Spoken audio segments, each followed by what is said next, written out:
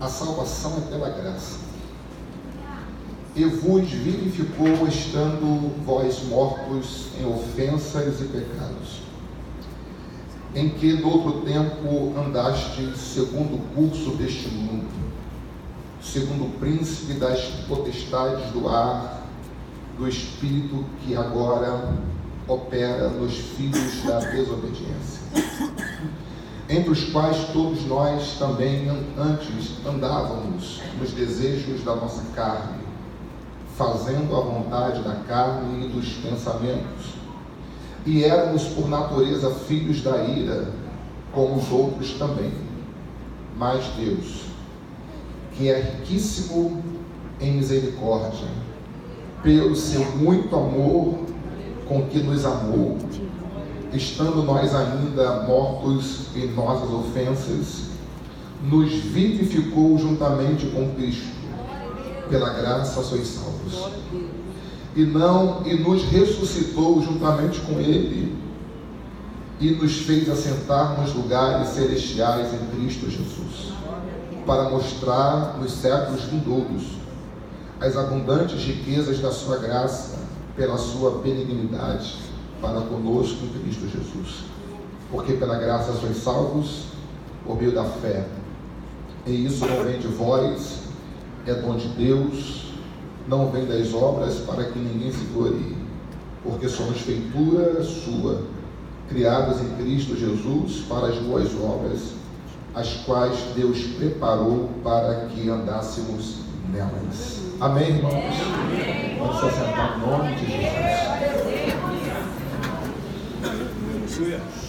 Esse assunto, graça, é um assunto meio complexo, porque existem muitas teologias que divergem acerca dessa linda doutrina, dessa importante doutrina acerca da graça de Deus. A doutrina calvinista, ela afirma que a graça ela é irresistível, ou seja, nós não conseguimos resistir a essa graça. Quando Deus quer salvar, Ele salva mesmo a pessoa não querendo ser salva. A doutrina ensinada por Armínio já pensa diferente, que o homem ele pode sim resistir a essa graça. Se ele não quiser, nem Deus consegue.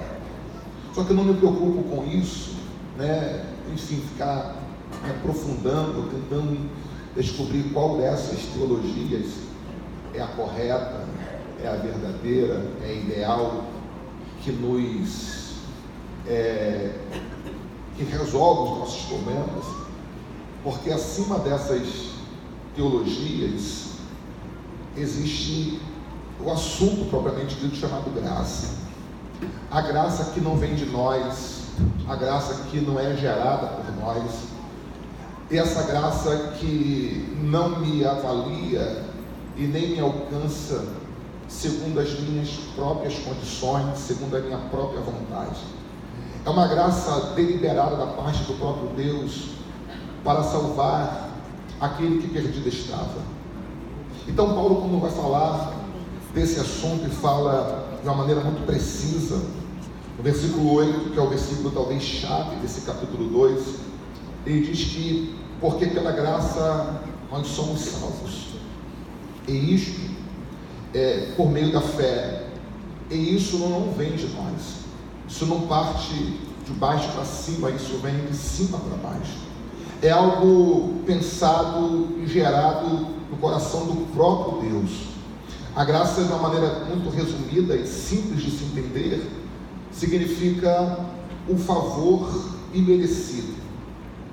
O que Paulo quer dizer com isso é que nenhum ser humano, por mais justo que ele pareça ser, por mais espiritual que ele venha a ser, por mais sabedor ou conhecedor das leis de Deus, por mais separado que ele seja deste mundo e das coisas desse mundo, esse homem sozinho não poderia jamais atingir a esse favor, se Deus por si mesmo não deliberasse sobre a sua vida. Paulo quer dizer que as nossas condições humanas jamais seriam suficientes para atrair esse favor de Deus na nossa vida. Por isso que Deus, Ele nos amou sem que nós merecêssemos esse amor. Os nossos recursos, as nossas habilidades se esgotariam antes de que isso acontecesse na nossa vida. Por isso que é pela graça somos salvos. É o amor que não merecemos, é a graça que nós não merecemos e só recebemos por causa do seu grande amor. Aleluia. O texto áureo da Bíblia é a Bíblia resumida no único versículo, no capítulo 3 de João, versículo 16, é um versículo que todos nós conhecemos de lá, porque Deus amou o mundo de tal maneira. João não consegue descrever que amor é esse, foi o que foi cantado aqui, né? Uma graça incalculável, não há calculadora na face da terra, não há uma matemática que consiga chegar ao número exato deste amor de Deus para com a nossa vida. Não há nada que a gente consiga fazer, né? A gente pode passar a nossa vida inteira tentando calcular, imaginar a dimensão, a profundidade, a largura, o comprimento desse amor, e nós jamais chegaríamos a uma conclusão. Aleluia. Pronto, está aqui a medida do amor de Deus. A gente não consegue dimensionar a grandeza deste amor. Aleluia.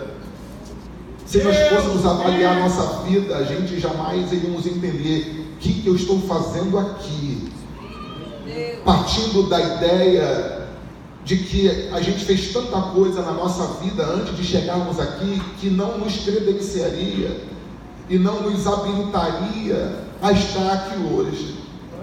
Nós, num senso comum de crítica, a gente conclui que a gente não merece estar aqui, dada tudo aquilo que nós fazemos, ou fazíamos, ou praticávamos.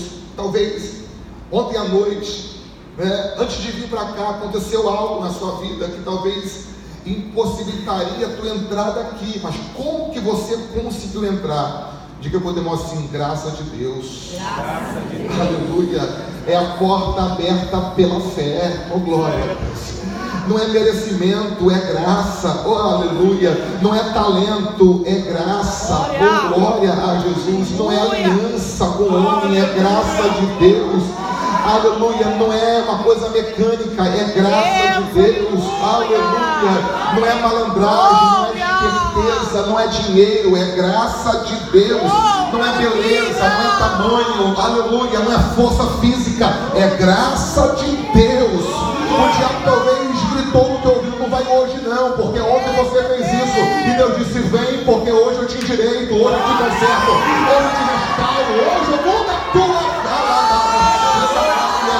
pega a mão desse nome assim: nós estamos aqui hoje, é pela graça de Deus. Irmão, se pela graça somos salvos, muito mais ainda temos acesso, ó glória, ao ambiente da salvação. A graça nos dá acesso, a graça nos abre porta, a graça nos apresenta a gente, a graça nos dá a xandarária, a graça desperta sorriso, a graça desperta prazer, a graça nos coloca no céu.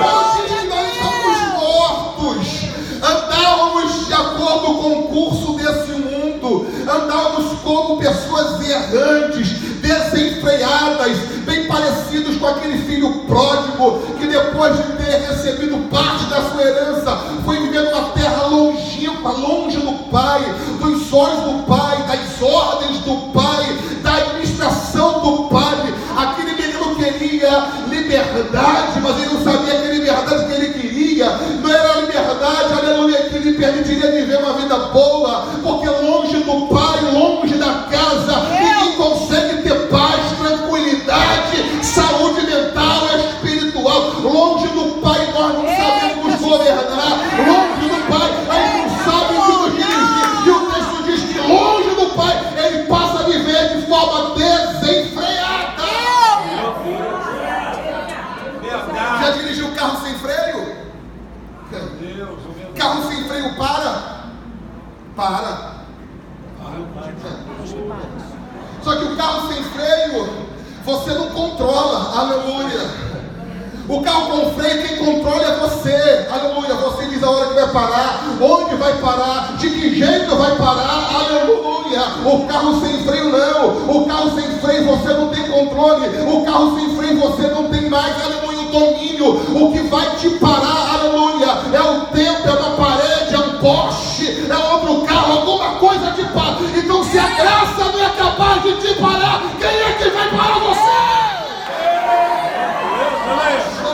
O que tem de gente vivendo de forma desenfreada, aleluia, segundo o curso desse mundo, mas eu vi nessa mesma mensagem de Deus para a nossa vida. Oh glória, deixa a graça entrar, deixa a graça viver, deixa a graça penetrar, deixa a graça reinar, e você vai ver como vai ser a tua vida a partir de hoje. Quando aquele menino está diante de um monte de porcos comendo, porque depois que ele gasta o dinheiro, houve uma grande fome na terra. Uma fome que nunca antes tinha acontecido. Exatamente no momento em que o dinheiro acaba, é que a crise vem. A crise poderia ter vindo antes, quando se tem o dinheiro, porque aí a pessoa ia saber administrar melhor as suas finanças. Mas quando o dinheiro acaba, porque o dinheiro acaba, e foi feito para isso, aleluia, é que a fome vem. E o texto diz assim: e ninguém lhe dava nada. E é bom que isso às vezes aconteça, para que a gente possa entender que o mundo não nos patrocina, o mundo nos escraviza, o mundo não investe na gente, o mundo tira tudo aquilo que a graça gerou na gente. Ele vai para os campos de um fazendeiro, porque talvez disseram, está dando emprego ali. Ele vai se debruçar na cerca daquele fazendeiro e vai ver que os porcos que o fazendeiro tinha, ele estava no momento de comer, né? Todo mundo sabe que o porco é um animal de uma espécie, uma espécie de animal em que a melhor comida para ele é exatamente aquela que a gente sente repúdio.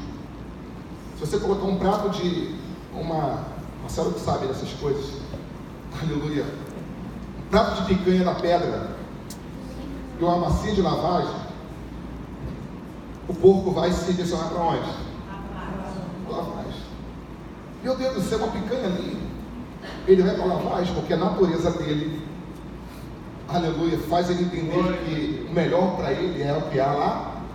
E o menino, o texto diz, e ele desejava encher o seu estômago com as bolotas que os porcos comiam. A fome era tão grande, a crise era tão intensa, o desespero era uma coisa terrível, que ele começa a olhar a dinâmica do porco na hora de se alimentar e começa a desejar comer aquilo que o porco está comendo. A falência dele é uma coisa tão dramática que ele começa a querer a comer o que o porco comia, ou seja, se associando, se nivelando a um porco. E é nessa hora que ele cai em si. Cair em si é se lembrar. Aquilo que o diabo havia roubado, aquilo que o diabo havia tirado, aquilo que o diabo havia, enfim, extraído dele, e começa a trazer de volta as suas lembranças. Os porcos comendo. Ele vai dizer assim, na casa do meu pai. A primeira coisa que ele lembra de onde que é? Da casa do pai.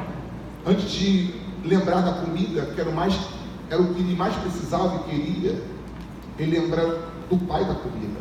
Ele não lembra da comida do pai, ele lembra do pai que tem a comida. Ele começa a valorizar, foi o que a pastora estava falando aqui. Aquilo que ele antes não valorizou, ele começa a valorizar. Primeira coisa que ele valoriza não é o que o pai tem, é quem o pai é. Aleluia. Na casa do meu pai, tem gente que só vai valorizar depois que entender, aleluia, o drama da perda, da falta.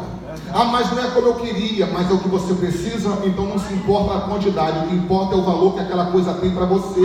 Tem gente que só se satisfaz com quantidade, não é a quantidade que vai te satisfazer, é a qualidade daquilo que você está vivendo, ô glória. É a qualidade da vida que você tem que determina aquilo que vai satisfazer você ou não, ô glória. Pare de se iludir com muito, não é o muito que você precisa do suficiente, e o suficiente o Pai tem. Tem gente que se preocupa com muito, tem que ter muito para ter status, ter muito para ostentar. O menino não está preocupado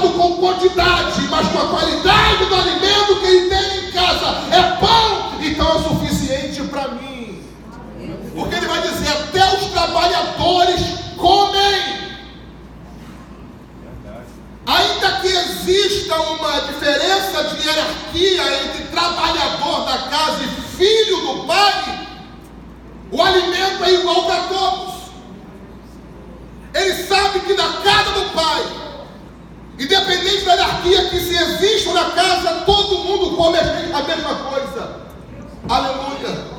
Não adianta você querer pensar que eu tenho que ser bispo para ser honrado. Aleluia. Você é honrado porque você é filho como ele é também. É uma palavra xandarária. A honra não vem contigo. A honra vem, aleluia, com filiação. Alabara xandarária. Não vou repetir para que você possa, glória, dar um glória melhor do que esse aí. A honra não vem com credencial. A honra não vem com carteirinha. A honra não vem com nomenclatura. A honra vem da filiação. Agora vós sois filhos de Deus. Olha para o irmão, diga assim: nós somos filhos. Nós somos filhos. Ora, cacalabaxanda. Nós somos feituras de Deus. Aleluia. Aleluia. Na casa do meu pai, os trabalhadores comem à vontade.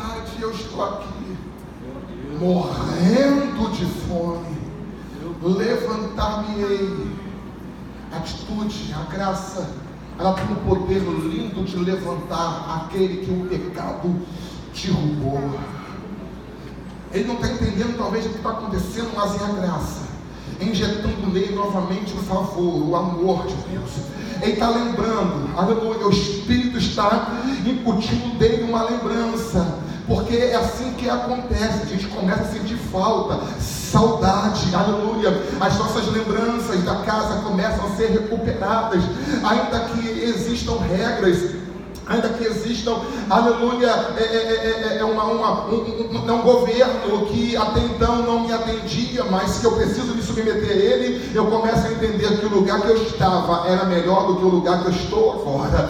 Aleluia, glória a Deus. Eu sei que é desesperador, a gente tem que voltar para debaixo da mesma casa da onde nós saímos e pensando que aquela casa não é mais para a gente. Oh, glória a Deus, porque diferentemente da ovelha e da dracma que se perdeu, não foi o pai que perdeu o filho, foi o filho que perdeu o pai. O pai não mandou o filho embora, o pai não esqueceu o filho perdido num canto, aleluia, foi o filho que decidiu ir embora de casa. A ovelha se perdeu, a dracma se desprendeu, mas o filho que preferiu partir. E você acha que o pai foi buscar? Você acha que o pai foi procurar? Quem saiu foi você. Então o caminho que você fez para ir é o caminho que você tem que fazer para voltar. Aleluia, a graça é maravilhosa, a graça não vai atrás, a graça manda trazer novamente.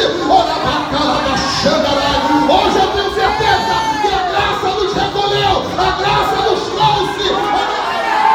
Levanta a mão, você que está submetido a essa graça, você que sozinho não consegue viver mais, aleluia, você que sabe que sem a graça de Deus você não viveria como você está vivendo, talvez não tenha como você queria, mas tem o que você de fato precisa.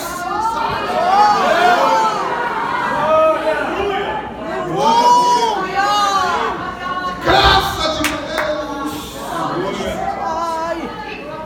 E a graça é uma coisa tão linda que ela, eu já falei e torno a repetir, é uma coisa que ela nos avalia segundo as nossas condições, porque se fosse assim, os ricos não precisariam dessa graça de Deus, porque financeiramente eles se sustentam. A graça não vem na nossa vida para suprir as nossas necessidades financeiras, ainda que ela possa fazer isso também, mas a cerne da graça de Deus não é isso, nem encher o nosso bolso de dinheiro, encher a nossa alma da presença dele. Aleluia. A graça não está preocupada com aquilo que eu tenho na conta, com aquilo que eu tenho no bolso ou na bolsa. A graça está preocupada com aquilo que eu não tenho no coração. Aleluia, paz para andar, paz para deitar, a paz para dormir, a paz para acordar. O salmista disse: em paz eu me deitarei e dormirei. Tem comida na geladeira, tem dinheiro no bolso, na conta. Isso para mim é irrelevante. O que é relevante é a graça de Deus dentro da minha vida, porque quem tem graça tem tudo. Quem tem graça é aleluia, pode tudo, porque pela graça nós somos salvos. Se somos salvos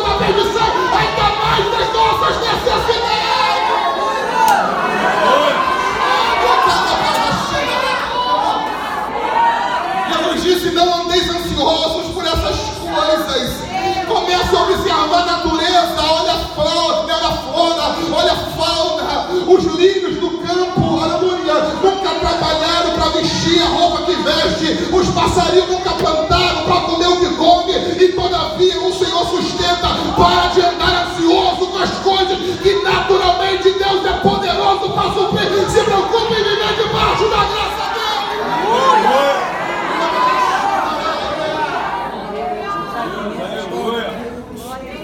Sabe o que a graça nos convida? Mas buscai primeiro o reino dos céus.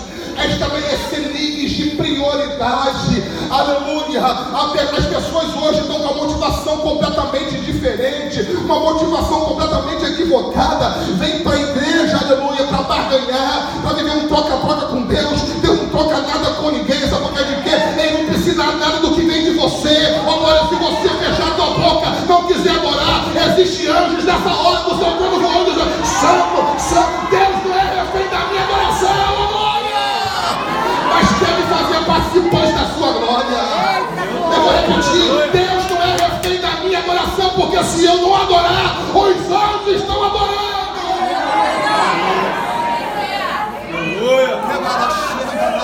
Sanita, Pai! Deus maravilhoso! Uma graça de Deus aqui hoje. Você vai sair daqui nessa manhã, mergulhado nessa graça, inundado nessa graça. Não vai se afogar, não, mas vai sair daqui navegando no mar da graça de Deus. Aleluia. Glória a Deus. Por isso que o escritor a carta dos Hebreus diz assim, capítulo 12: ninguém se prive da graça de Deus, para que nenhuma raiz de amargura venha em próximo do teu coração. Se privar da graça de Deus é ignorar o poder que ela tem, o efeito que ela causa na nossa vida. Pessoas rancorosas, pessoas maledicentes, pessoas maliciosas, aleluia, pessoas, sabe, insatisfeitas, e que começa a se medir, se avaliar pela vida do outro, aleluia, começa a invejar o que o outro tem, começa a invejar o que o outro é, aí vai criando aquela raiz de amargura, aquele sentimento faccioso de disputa, de rivalidade, de competição. A graça, ela inibe, a graça, ela anula, aleluia, essa prática maligna, essa conduta diabólica, de ver um irmão como adversário, de ver o irmão como competidor. Ninguém que está competindo nada, ninguém aqui está rivalizando nada. Oh glória, tudo que somos, tudo que temos, tudo que fazemos, só fazemos porque Ele nos permite fazer. Aqui não é um ringue, aqui é uma casa.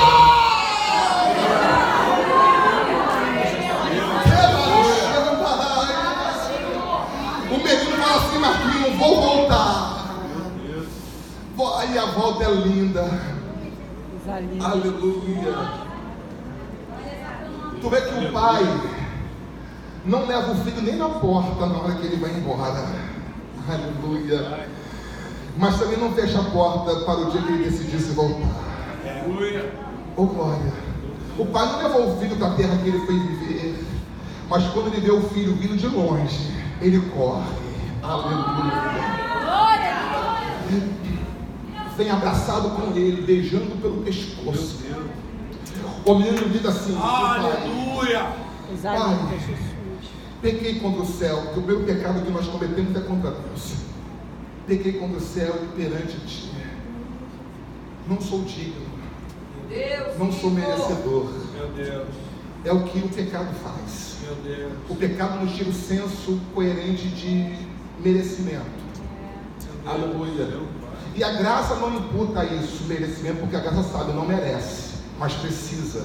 Aleluia. Não sou digno, não sou merecedor de ser chamado teu filho. Faze-me como de um dos seus trabalhadores. Por quê? Por que ele quer trabalhar na casa? Porque ele não conseguiu antes se desapegar da gana do dinheiro. Ele sabe que trabalhando ele vai recuperar o que o pecado tirou. O trabalho pode até nos render alguns resultados financeiros, mas nunca vai nos devolver o direito de filho. Meu Deus. Ele não quer mais a casa, Ele não quer mais a casa, porque a casa é um ambiente de governo. Na casa tem ordem, na casa tem horário, na casa tem administrador. Oh, glória! Aleluia! Alabaxana! E deixa aqui fora trabalhando, porque aqui fora eu não preciso da ciência da minha vida. Vou ter dinheiro, mas não vou ter regra. O pai disse: tu está enganado, meu filho. Aleluia! Todo mundo aqui come a mesma coisa, mas você nunca deixou meu filho de ser meu filho por ter saído. É aqui dentro que eu te quero. Voltou, então é aqui dentro que você vai viver. Papai, e o trabalho? Deixa que o trabalho é com o trabalhador. Você vai ser filho. Papai, deixa eu fazer alguma coisa. Não é você que vai fazer, não. É a graça que vai fazer na sua vida. Oh, glória a Deus! É aqui dentro que o Pai te quer. Glória! Aleluia! A graça não trabalha dentro do aspecto condicional, mas dentro das nossas necessidades. Não é o quem eu sou, mas o que eu preciso. Pela graça sois, e o Senhor não designou quem deveria e quem não deveria ser salvo. Quer ver uma coisa interessante? Capítulo 9 de 2 Samuel. Vamos encontrar ali Davi restituindo Mefibosete dentro do contexto histórico da sua família, que havia sido dizimada. Mefibosete, neto de Saul, filho de Jonatas. Um menino que com 4 anos de idade tomou um tombo, caiu no colo da sua babá, a empregada da casa, quebrou seus pés e tornou coxo, e para não morrer foi levado embora para uma terra longe, no Lodebar, e ali começa a viver de favor na casa de um homem rico, que provavelmente fosse amigo de Saul. Quando Davi está reinando, assume o trono da casa de Israel, o governo está em suas mãos. Davi ele começa a se recordar de um pacto, de uma aliança que ele havia feito com Jonatas. Essa aliança, Joara, consistia em que, na morte de qualquer um desses amigos, o que permanecesse vivo lutaria para manter a memória do seu amigo vivo. Em síntese, é isso. Só que sendo bem sintético, que você possa entender. Porque quando Davi chegou na casa de Jonatas, depois de ele ter vencido aquela batalha contra Golias, cortado a sua cabeça, Saul recolhe Davi para sua casa. Saul não quer mais mandar Davi embora. Ele julga que Davi é uma pessoa importante para o seu exército.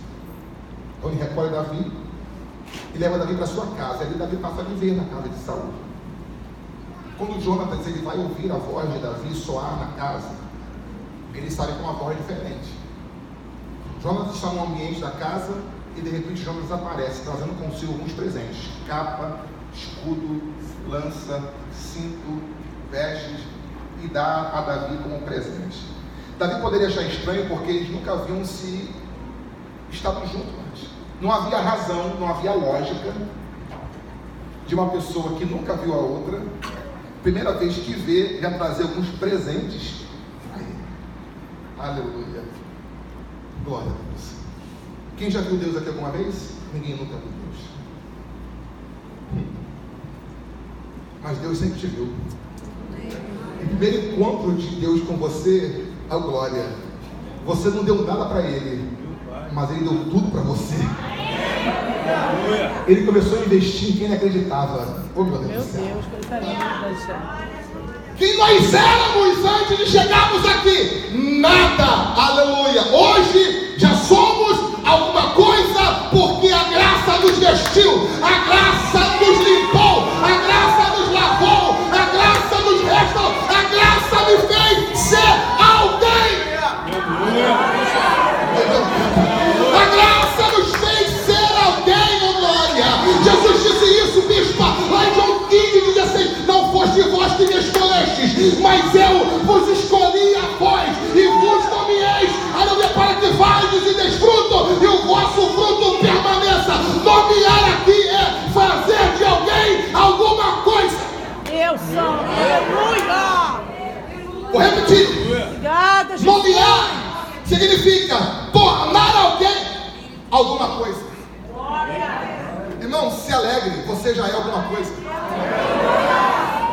Você é alguém que a bebida escravizou. Você era alguém, aleluia, que o vício, aleluia, quase matou. Você é alguém que a sociedade desprezou. Você é alguém que a família abandonou. Mas eu que agora me tornei alvo da graça. Inefável, infalível, inexorável, maravilhosa. A graça é maravilhosa. Levanta a mão, tribute a graça. A graça é maravilhosa, bispo. A graça é renovadora. A graça é reconciliadora. A graça levanta, a graça cura, a graça alimenta. Oh, glória. Eu sei que tem gente que chama Maria das Dores. Eu prefiro Maria das Graças. Aleluia. Oh, glória a Deus. Tem mais coisa aqui não, né? Espero que não tenha. Mas se tiver, é só no papel. Porque na alma já é Maria das Graças. Oh, glória. Quem quer viver debaixo da graça de Deus aqui, levanta a mão, deixa eu ver.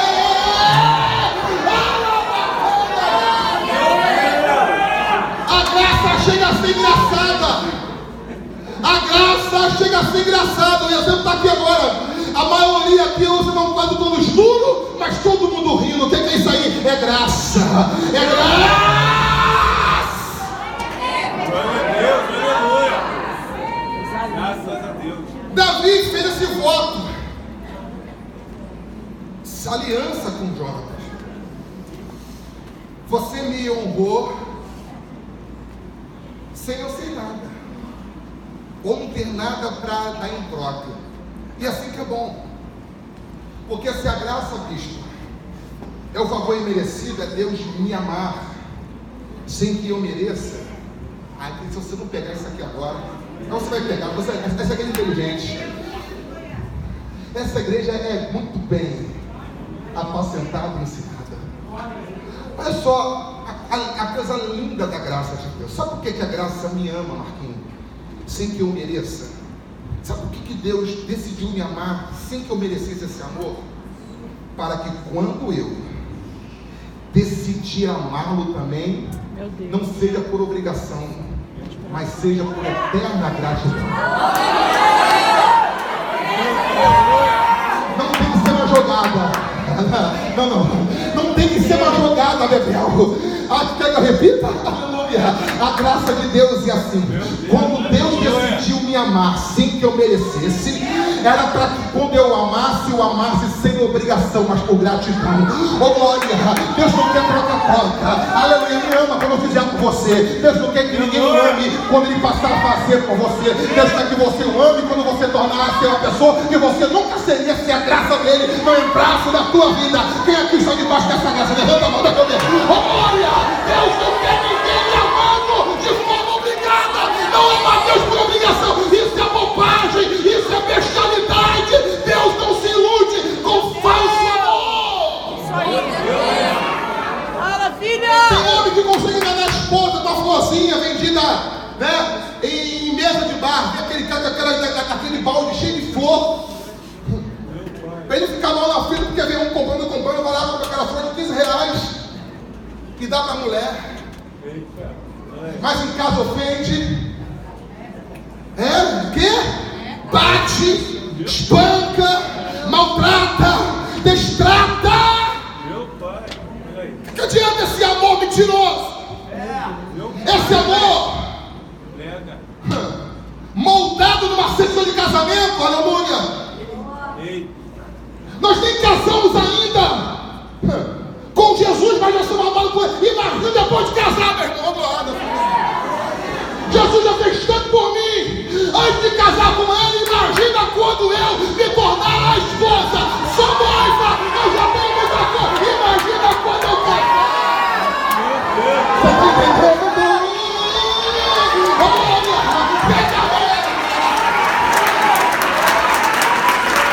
Pega a mão desse mundo assim. Só somos a noiva. Não diga com vontade. Só somos a noiva. E já vivemos muita coisa boa. Imagina quando nós casarmos com ele. Que amor é este? Vem. Que amor é este? Que graça incalculável.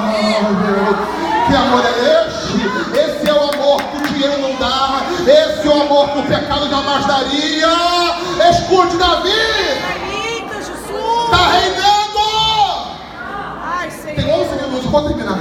Maravilhoso, Pai. Davi está reinando. Capítulo 9 vai dizer assim.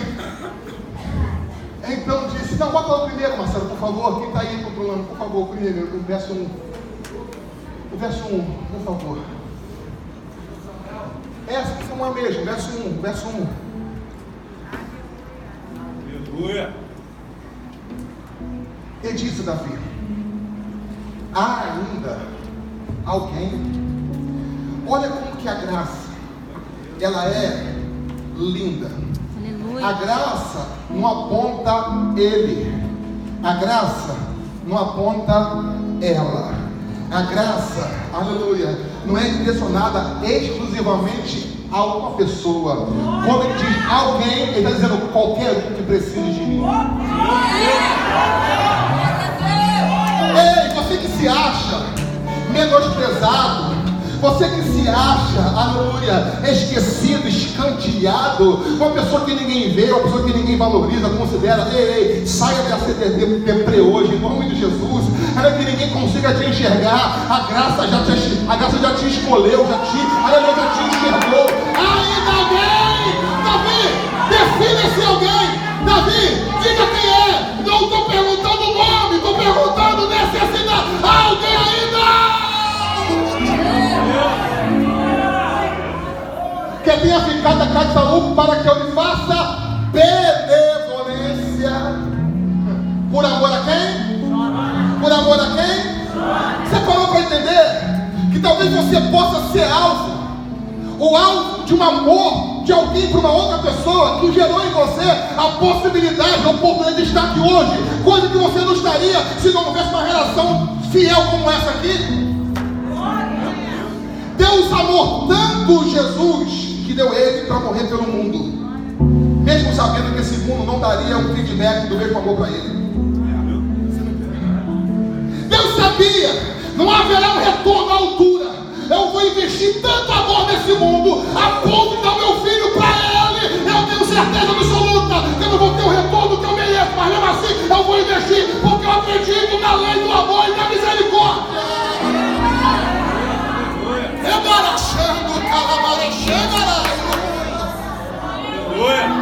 Aí, Marcelo, coloca lá o 7.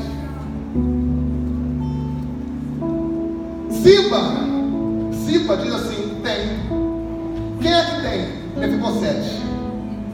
Ele vai dizer assim: aleijado, tínhamos os pés. Ele apresenta a pessoa, mas revela as condições. Quando Mefibosete apresenta as condições de Mefibosete, quando Ziba apresenta as condições de Mefibosete, ele quer meio que fechar essa porta de oportunidade para que Mefibosete chegue. Ele julga, e um julgamento precoce, natural e humano, de que Mefibosete não tinha condições nenhuma de conviver junto ao rei, porque por ser aleijado ele não tinha nada a oferecer em troca do favor que ele receberia. Ele já não pode trabalhar, não pode fazer nada. Davi não está perguntando quem, perguntou alguém. E quando eu olho alguém, eu não olho o que ele tem, eu olho o que ele precisa. O nome de Mefibosete significa vergonha. Olha o que a graça faz. Diferentemente da lei, quem está me ouvindo, diga amém. Quem está me ouvindo, diga amém. Eu tenho 6 minutos. Enquanto a lei, quando identifica o pecador, a lei é assim, e a lei é boa, mas não resolve o problema do pecador. Resolve o problema da comunidade, do pecador não. A lei tira o pecador para preservar a comunidade. A graça traz o pecador, aleluia, para enobrecer a comunidade. A lei tira e manda matar. A graça traz e manda perdoar. Davi diz: manda trazer, manda buscar. Aí vem Mefibosete. És tu Mefibosete? Ele, servo. Davi diz assim: não temas, não tenha medo, porque o pecado nos trouxe uma herança terrível, medo. Não tenhas medo, porque de certo usarei contigo de beneficência de Deus, por amor a Jonatas, o teu pai. E te restituirei todas as terras. Deus, aleluia. Todas a graça tem o poder de restituição. Eu não tenho tempo aqui. Eu conheci um rapaz que há 4 anos atrás perdeu mulher, perdeu os filhos, caiu num laço terrível, pecado. Uma igreja com mais de 20 mil pessoas de membro. O nome dele foi, enfim, espalhado no meio da comunidade. A vergonha foi tanta que tirou ele daquele ambiente e levou ele para outro lugar. No outro lugar que ele estava, o pastor recolheu ele, abraçou, limpou, lavou, aconselhou, orou. A vida dele acabou, perdeu tudo, perdeu dinheiro, perdeu trabalho. Ele era um cantor de grupo muito famoso ali no Rio de Janeiro, não vou falar o nome. O homem tinha renda do Brasil inteiro, perdeu tudo. Esse pastor, usando de misericórdia, de benevolência, mandou trazê-lo. Manda ele vir para cá, eu vou cuidar dele. Aleluia. É muito fácil apontar erro dos outros, difícil é curar ele. O pastor abraçou, não massageou o pecado dele, aleluia, mas cuidou da alma dele. Em suma, sabe o que aconteceu? Esse rapaz foi restaurado, bispo. Se levantou novamente. A mulher que tinha separado dele, aleluia, se casou com ele de novo na igreja. Ele ficou solteiro lá, a mulher ficou solteira lá. E depois de 4 anos, eles entraram novamente na igreja para casar-se novamente. E como prêmio desse casamento, agora a mulher está grávida de gêmeos. Que amor é esse? É graça incalculável. É mais do que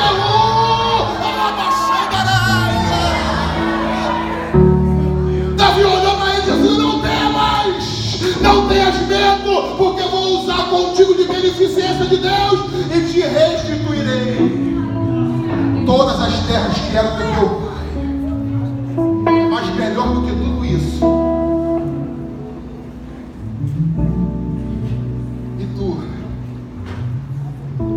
comerás pão sentado à minha.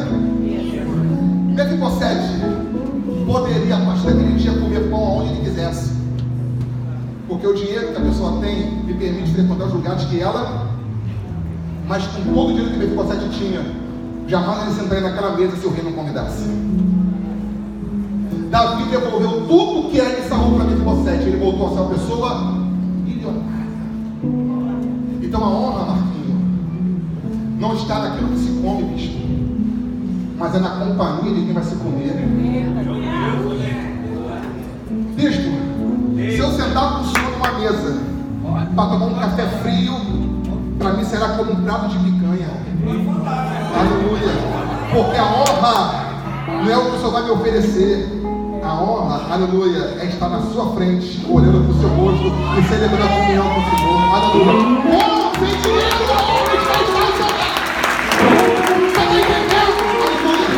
A graça não apenas restitui o que você tinha, mas quem você tinha do seu lado. Fique de pé em nome de Jesus. Aleluia. Olha para o teu amigo assim: entendeu o poder da graça de Deus? Ela devolve o que você perdeu, o que você perdeu, e devolve quem você perdeu. A graça traz de volta o que você tinha e quem você tinha do seu lado. Porque melhor do que coisas são pessoas.